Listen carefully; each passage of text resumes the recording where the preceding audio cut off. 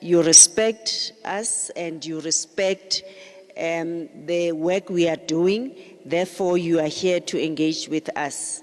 On behalf of the Public Protector team, I'm saying thank you for gracing us with this occasion. I'm aware that Premier David Makhura will be delivering his State of the Province address at the Green Hill Stadium in Randfontein on Monday. I can imagine that all hands are on deck to ensure that this important event goes smoothly, and yet you, being some of the people that needs to ensure that the event concerned is a success, you found time to come and be with us. As it has been said by Advocate Malunga, the 15th of February, I'm marking 4 months in the office, so I'm not that new, I'm not that old, but it seems as if I've been 2 years in the office already. So I'm the 4th public protector of the country.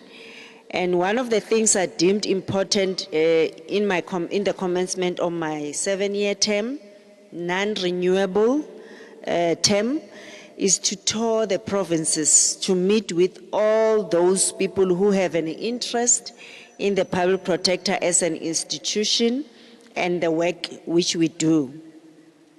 A looming stakeholder engagement program which has already started in the office because it's part of our strategic plan as an institution, is presenting an opportunity for these kinds of interaction. The team and I thought we should also use these platforms to lend the people of South Africa an ear, that we can begin to understand the direction they want to see this institution taking. The Public Protector is one very important pillar of our democracy, as the Secretary of the National of the Legislature has indicated, Mr. Skosana. It is a resource that brings the people of South Africa a resource which they could hold dear and near to them. We guard jealously the Constitution and make sure that every South African enjoys this democracy. They guard it, in fact, as I said, they guard it jealously because they understand that through it they can be able to hold those they have entrusted with public power and resources to account without parting with the little money they have. Therefore, as an institution, we know that our services are free, therefore we can assist any South African if you have any complaint against a government department, instead of taking the department to court. The complaints which we investigate against government include the arbitrary discontinuation of old age grants to a pensioner in Kofimbaba, who is a sole breadwinner with several mouths to feed. This is why people of this country follow closely with vested interest and developments leading up to the appointment of this position. I think it was all over the news, on Twitter, and all the newspapers. Therefore, that role in itself was very critical to educate South Africans about our mandate.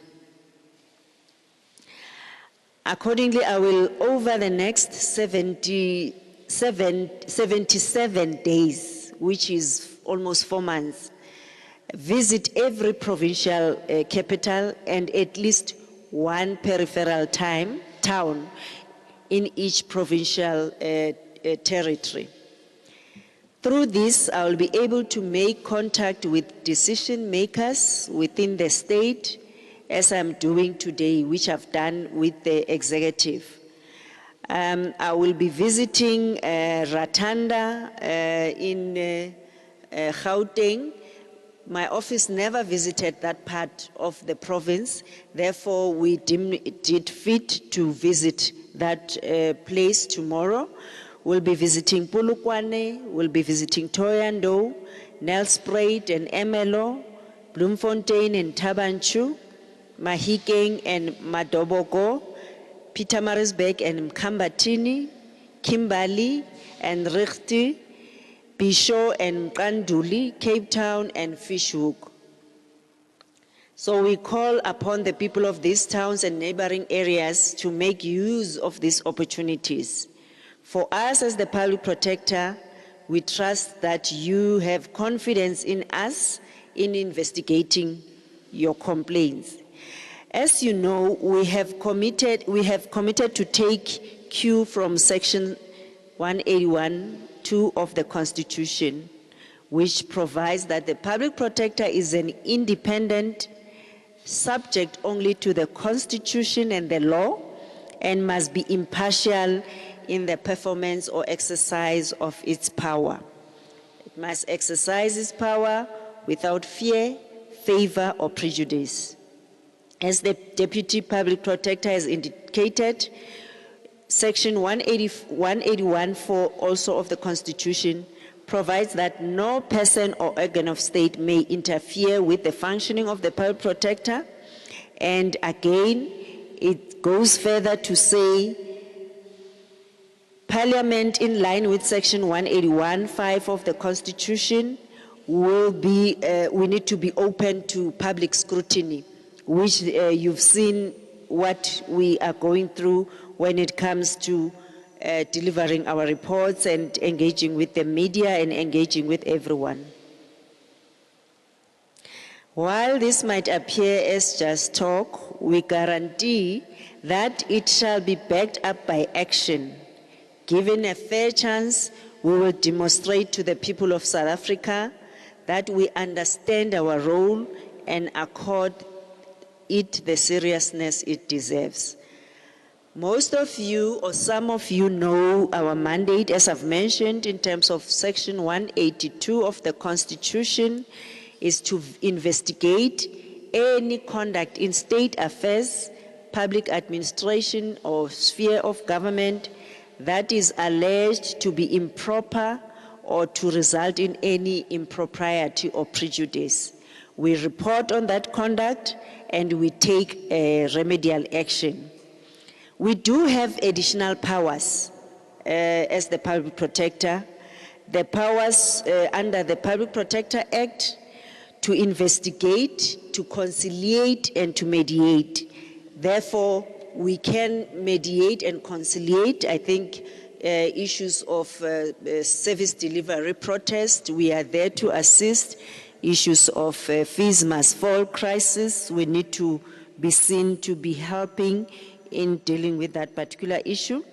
Therefore, our mandate also says we investigate maladministration, which is including abuse of power by state organs, abuse of state resources, unethical conduct, and corruption. So we can either receive a complaint or on own initiative investigate as the Public Protector. We have the sole power to investigate and report on violation of the Executive Ethics Code under the Executive Members Ethics Act. We investigate the executive in this one. We have the power to investigate allegations of corrupt activities under the Prevention and Combating of Corrupt Activities Act. We also have the power to receive protected disclosures and serve as a safe haven for whistleblowers under the Protected Disclosures Act. In this one, if you find that your life is in danger, if you reveal your identity, as an office we can protect you so that we can investigate any service failure or conduct failure.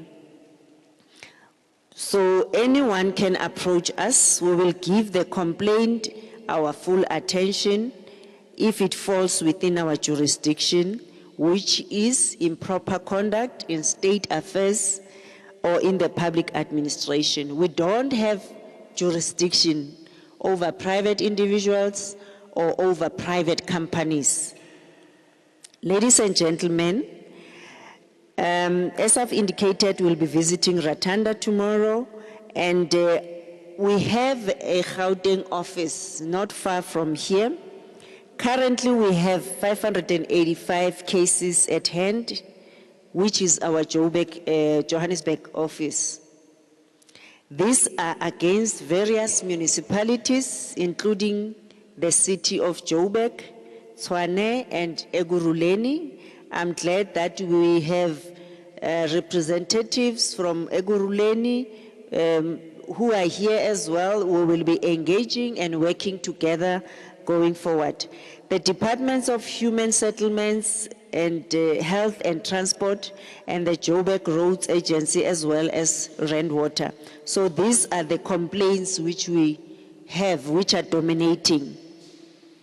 Although the majority of organs of state in this province cooperate and comply with the Public Protector's investigation and remedial action, there are a couple that are not responsive. These include, like, I'll mention City of Ekurhuleni, but now we're starting on a clean slate, Mkhwebane, Joburg, Lesedi, and Mirafung, and including the Department of Education and Health.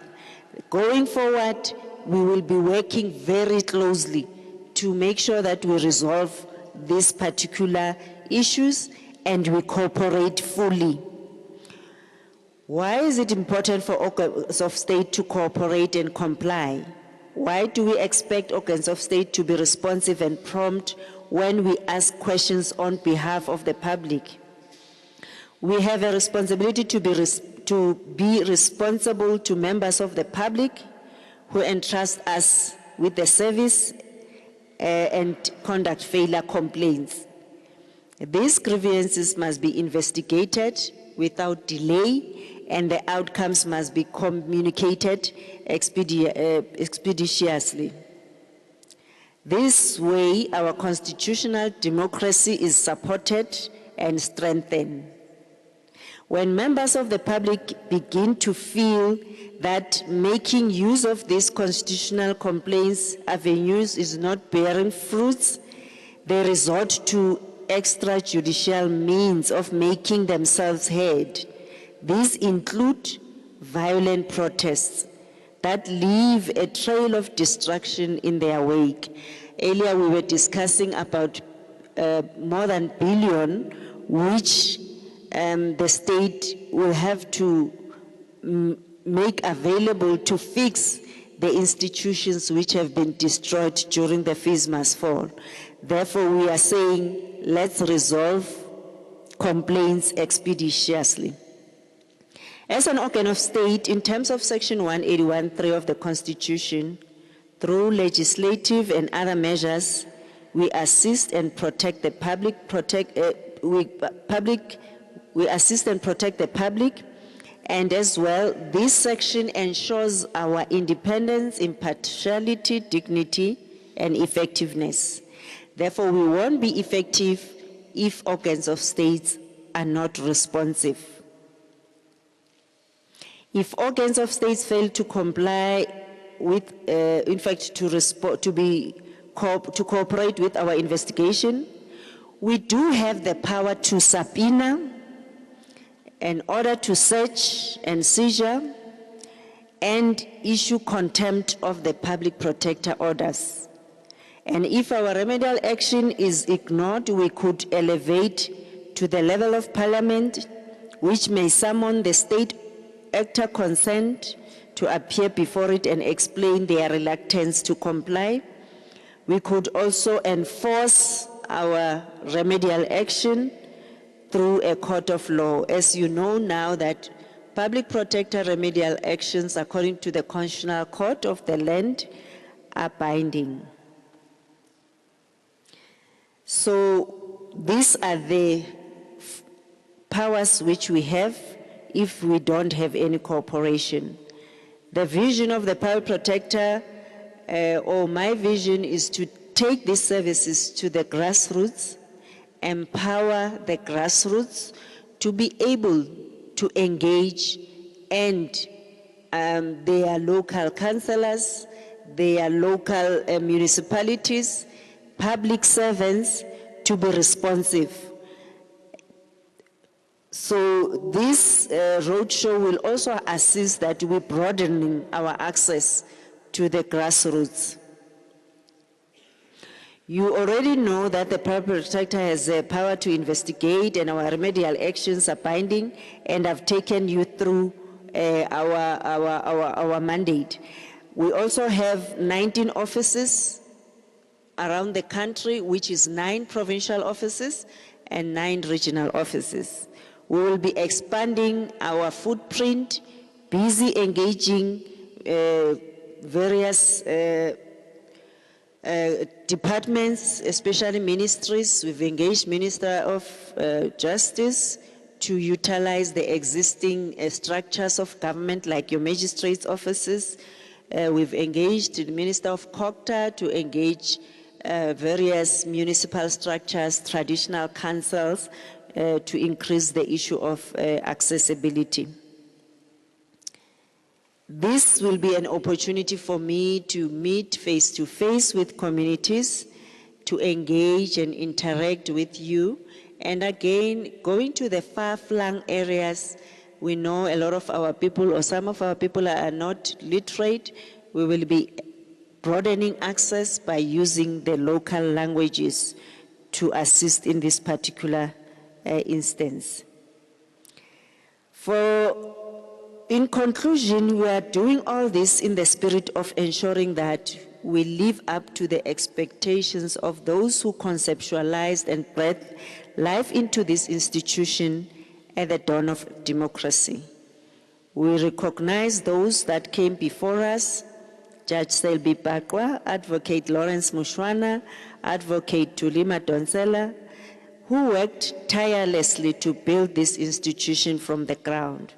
We realize that as a result of their immeasurable contribution, we inherit a well-oiled machine and an institution that has become a beacon of hope for our people. For these reasons, we shall not take for granted the mammoth task which lies ahead. The words of Chief Justice Mkhwebane, as echoed in the Constitutional Court judgment, and which shall remain etched in our minds throughout this journey. You will recall that in that watershed judgment, the Chief Justice said the following about the Public Protector.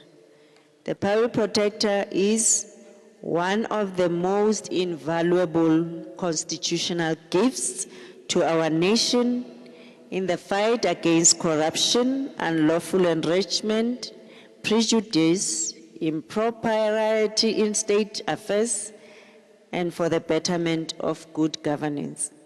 The tentacles of poverty run far, wide, and deep in our nation.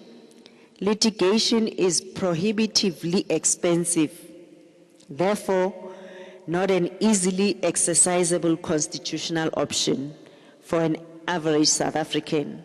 For this reason, the fathers and mothers of our Constitution conceived of a way to give even to the poor and the marginalized a voice and teeth that would bite corruption and abuse excruciatingly.